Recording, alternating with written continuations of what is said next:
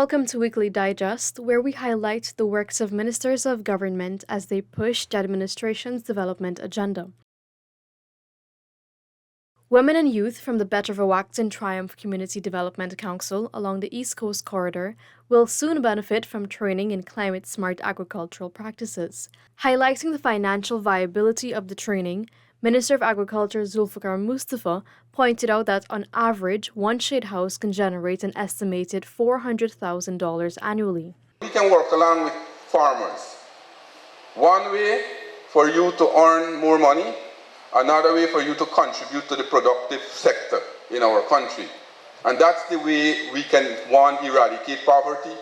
We can work to supplement people's income. And not because you're a public servant and you work from 8 to 4:30, you don't got time to do planting in a place. We have to change that perception. 19 individuals from Bartica in Region 7 are now trained in electrical installation, welding, and fabrication.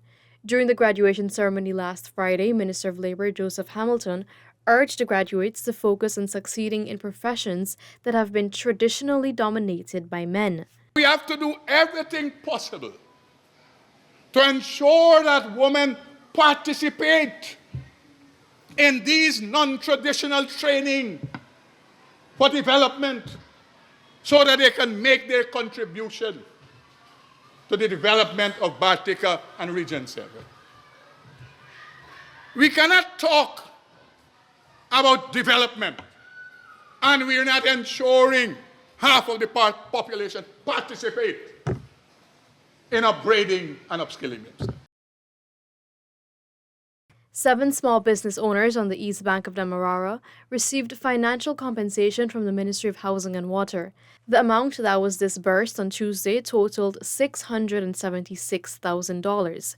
The small business owners were compensated under the Livelihood Restoration Plan, or the LRP, which falls under the Ministry's Adequate Housing and Urban Accessibility Program, AHUAP. These are the sort of initiatives that touch people's lives, that makes a difference and makes an impact. And at us, for here at Ministry of Housing and Water, we're particularly pleased to be part of this process. Very often you see sometimes the negatives, but the success stories and the positives and the impacts are not necessarily be told as much as we should. And that is what we're here for. When you elect a government, is to implement programs, implement policies that are geared towards making our citizens' life better, making our citizens' life comfortable, and securing the future for the children to come. Residents at number 75 Village in Quarantine and surrounding areas will soon have a state-of-the-art regional hospital. During a site inspection on Tuesday, Minister of Health Dr. Frank Anthony said he was confident the hospital will be operational by the second quarter of 2025. So at number 75, we're making some progress. That's one of the hospitals we expect would be completely functional by the second quarter of next year. We feel very comfortable that the contractor would be able to finish in time for us to operationalize the hospital by the second quarter. The Ministry of Human Services and Social Security and the Ministry of Legal Affairs held a consultation session with community leaders. The topic of discussion was the draft proposal of Protection from Harassment Bill. The discussion was held on Friday at the Architron Conference Center. Present were Minister of Human Services and Social Security Dr. Vindya Prasad and Deputy Chief Parliamentary Counsel from the Ministry of Legal Affairs Joan Bond. Also in attendance was Attorney at Law Darshan Ramdani.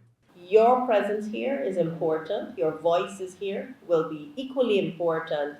And we are here to listen to what you have to say. We are here to take on board the recommendations that you have, to consider them carefully before we get to the final legislation. The minister noted that the proposed bill takes into consideration the unique challenges faced by Guyanese society. This has brought us to the end of this edition of Weekly Digest. For these and other government-related stories, do log on to our website at dpi.gov.gy and our social media platforms as well.